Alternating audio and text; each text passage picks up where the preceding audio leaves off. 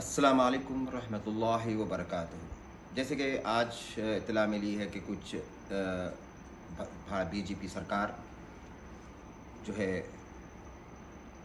Syllabus में से जो है मुग़ल हिस्ट्री का नाम जो है मुग़ल बादशाहों का नाम निकाल दिए हैं। तो उसमें से सिलेबस 7th क्लास के बच्चों में से इसे कुछ मैंने अखबार में आज पढ़ा तो मुझे बड़ा अफ़सोस हुआ कि इनकी जो सोच है, इनकी जो घटिया सोच है कि मुग़ल का जो इतिहास है वो ता क़यामत तक आप सिलेबस में से निकाल सकते हैं, लेकिन दुनिया के इतिहास में से नहीं निकाल सकते। जैसे लाल किला, ताजमहल, ये जो मुग़ल मॉन्यूमेंट्स है और मुग़ल मॉन्यूमेंट्स का जो इतिहास है, तो मैं जैसे आपको बोला कि घटिया सोच वालों की घटिया जो है, क्योंकि जितना इंसान रहता है उसकी सोच वैसी रहती है, तो उससे कोई फ़र्क पड़ने वाला नहीं है। अगर इतना ही मुग़लों के नाम से, मुग़ल एम्परर्स के नाम से आपको इतनी नफ़रत है, तो हिंदुस्तान की जो है 30% जीडीपी जो खबर है, ताजमहल क़ब्रिस्तान, हुमायूं टोम्ब, ये जो क़ब्रिस्तान है, ये क़ब्रिस्तानों से जो है 30% की रेवेन्यू आती है, तो फिर आप रेवेन्यू भी मत लो आप। जब आपको मुग़ल हिस्ट्री से आपको इतना नफ़रत हो गई है, मुग़ल के टोपी से आपको इतनी नफ़रत है, मुग़लों के नाम से आप जो है कंट्रोवर्सी पैदा कर रहे हैं, तो ऐसे कुछ फ़र्क पड़ने वाला नहीं है, क्योंकि जो आप इतना ही मुग़ल से आपको इतना चिढ़ है, तो हर साल जो है आप लाल किले पे जाके जो है तिरंगा लहराते हैं हमारे 1947 नेहरू जी से लेकर। तो मुग़लों से इतनी नफ़रत है, तो फिर तिरंगा भी नहीं चढ़ाना चाहिए वहाँ पे, उनके मकान पे। उनकी खबरों से 30% की रेवेन्यू ले रहे हैं आप, हिंदुस्तान को जीडीपी मिल रही है। आप उठा के देखिए, राज्यसभा की रिपोर्ट है, और लास्ट ईयर का जो हाईएस्ट रेवेन्यू जो आया है वो क़ब्रिस्तान, ताजमहल से मिला है।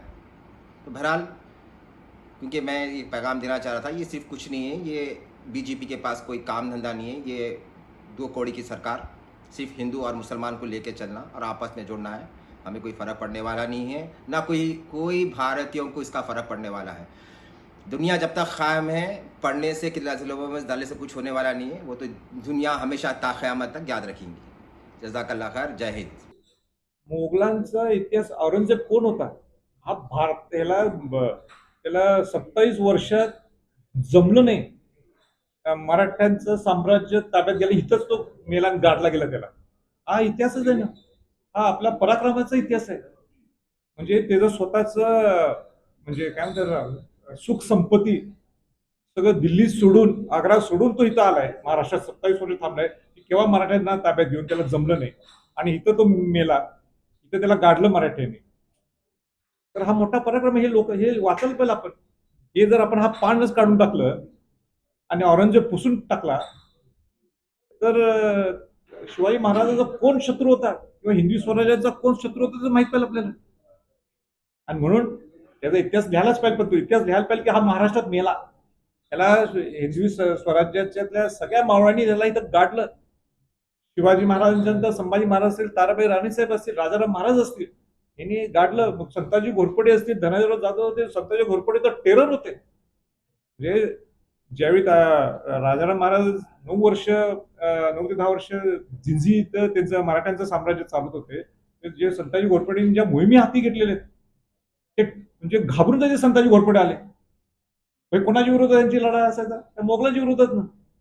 हे सगळं हे लिहायला पाहिजे. मग आपण तो शब्दच काढला आणि गाळला, तर आपला शत्रू कोण? हो, आपला शत्रू होता, एवढा मोठा शत्रू होता तरी मराठी घाबरले नाही.